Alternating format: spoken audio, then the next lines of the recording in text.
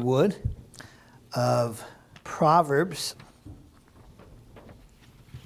We'll be looking mostly at verses 10 through the end, but we will see a little bit from the beginning of the chapter as well. And the title for the message this morning is The Value of Virtuous Womanhood, from Proverbs 31.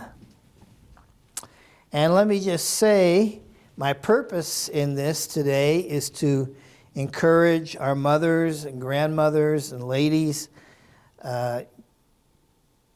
Some ladies God does not give children to, and that's His choice. But that doesn't make you any less valuable in His eyes than a lady who does bear children.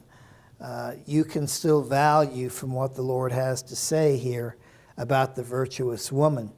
But I want to encourage all of our ladies, in whatever role you happen to be, that to be a lady in a household whom God uses to run that household to some degree, that is a great, valuable role that God has entrusted to them. So, in the spirit of encouragement, as you're turning to Proverbs 31, let me offer you a few smiles this morning as we get going. We want to encourage all you moms and grandmoms and all you ladies today, but nothing says we can't have a little fun with mothers-in-law, for example. So, there's a case where a justice named David Brewer, a judge, was asked not long ago by a man, "Will you please tell me, sir, what is the extreme penalty for bigamy?" And the judge smiled and answered, 2 mothers-in-law. All right, there's one. There's a blackmailer who wrote the following to a wealthy businessman, and he said, "Send me $50,000 or I will abduct your mother-in-law." And the businessman thought and replied, and he said, "Sorry, I am short of funds, but your proposition interests me." And then the last one is this. There's an undertaker who communicated to a man that his mother-in-law had died, and asked the man whether his mother-in-law should be buried, embalmed, or cremated. And the man replied, "All 3, take no chances." All right, well, I have more mother-in-law jokes, but I guess 3 is a good enough start. Let me get you back to some more touching stuff. Well, on the grave of Phillips Brooks' mother, by the way, Phillips Brooks was a pastor in Philadelphia and later in Boston back in the 1800s. Phillips Brooks wrote the hymn, "O Little Town of Bethlehem." That was in 1869 after he had visited Israel and Bethlehem in 1866. He wrote "O Little Town of Bethlehem" and was a longtime pastor. Well, on the grave of this man's mother is the verse put there by her son. And the verse on the tombstone reads like this: "O woman, great is thy faith. Be it unto thee even as thou wilt." Matthew 15:28. We are living in a culture that values careers more than motherhood, which values self-fulfillment more than bringing a new life into the world. Modern culture teaches that the woman's place is in the workplace. When I worked at Motorola in Phoenix, while I was studying for the ministry. There was a case where I worked third shift at Motorola, the graveyard shift, midnight to 7, and did that 5 or 6 nights a week while going to school full time. And that was in the Phoenix area. And the supervisor of our third shift group, which I was a part of, I remember him saying, see, some people say the woman's place is in the home. He says, I believe the woman's place is in the factory. Of course, I couldn't think what a wonderful marriage relationship they must have.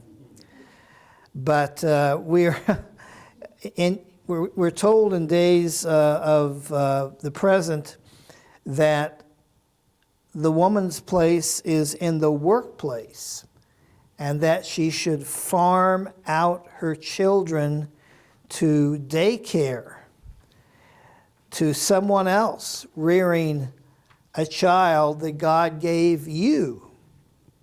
So we need to go back to the Bible to find out why we have mothers. What is a mom? What do moms do? And even when moms become grandmoms, they still have a valuable role in the lives of their adult sons or daughters, and of course in their grandchildren. So this applies to any age today. Our culture teaches it's a bad thing to have children at all. You may have heard of this. Unless it's like a royal family or nobility, like Prince Harry and Meghan Markle, for example. If they were to have a child, oh, how wonderful that would be. Or if they have already, so is the hubbub. Or if it's a celebrity having a child, especially a homosexual celebrity, then it's even more wonderful. But we shouldn't be having any more children in this world, say these people, because of global warming, or now they call it climate change. But because of global warming, more warm bodies on the earth only makes things worse. We shouldn't have children because the globe is already overpopulated and the food supply is already too scarce, and things like this, thereby attempting to cancel out God's command to humanity to be fruitful and what? And multiply, right? Do you know God has never rescinded that command? It's as applicable today as it was when God gave it.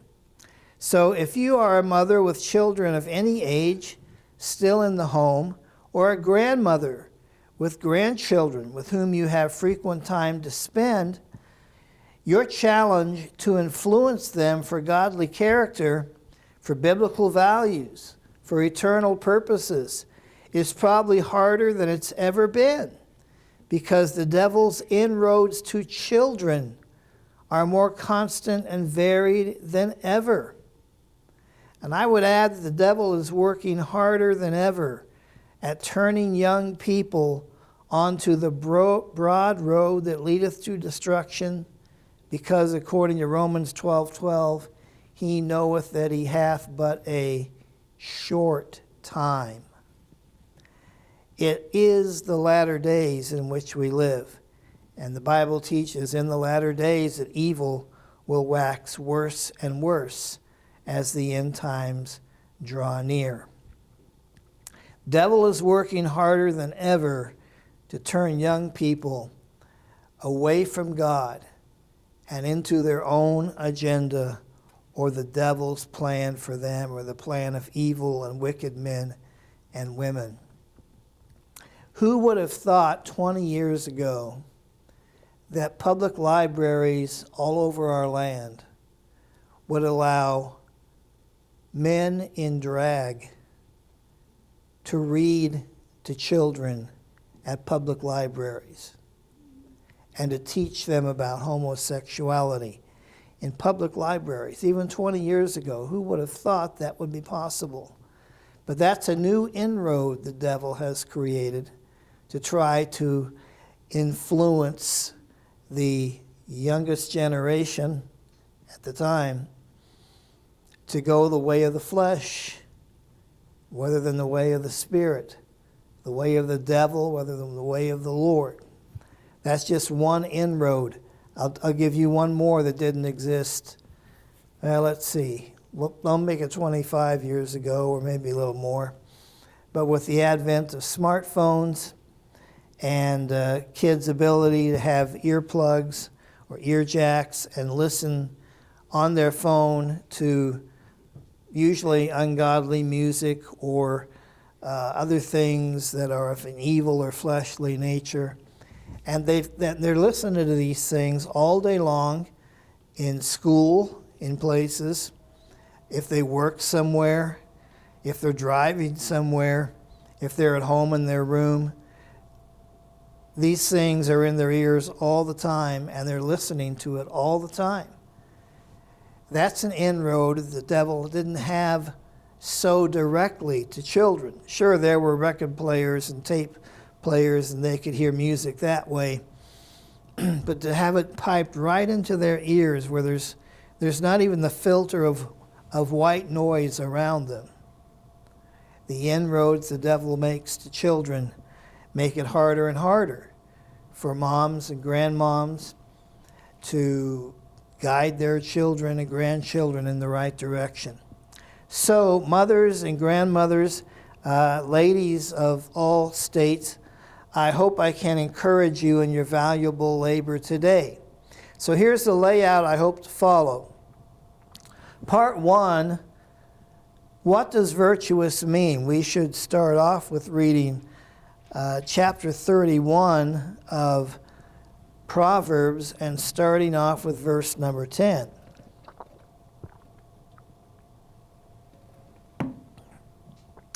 All right, won't you all read it with me? Proverbs 31, verse number 10. Are you ready?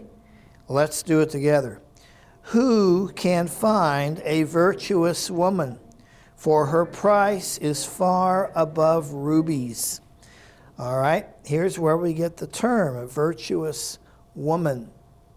So the first question, or point number 1, is, what does virtuous mean?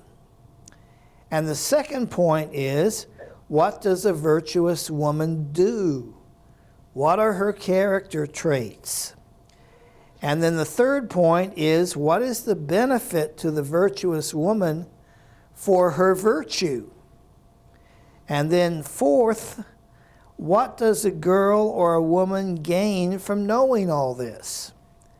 And fifth, number 5, what, in simple terms, does a family have when the lady of the house is a virtuous woman? All right, so that's the layout I hope to follow, and we'll go as far as we can this morning. So point number 1, what does virtuous mean? And it starts off with a general inquiry after such a one. Who can find a virtuous woman? So let's observe then. The person inquired after in these verses is a virtuous woman. And what is she? She is a woman of strength. And this word virtue carries that idea. She's a woman of strength, though the weaker vessel, yet made strong by wisdom and grace and the fear of God. It is the same word that is used in the character of good judges. In Exodus 18:21, God had Moses appoint judges who could take cases of lower importance instead of all the people every day lining up all day long to have their differences settled by Moses. No, God directed him through Jethro to appoint other men beneath him to be judges of these lesser cases and the greater cases could still be brought to Moses. And these judges who should be appointed, they are described in Exodus 18:21 as virtuous men. Virtuous men, men of character, men of principle. They are able men, qualified for the business to which they are called, men of truth and fearing God.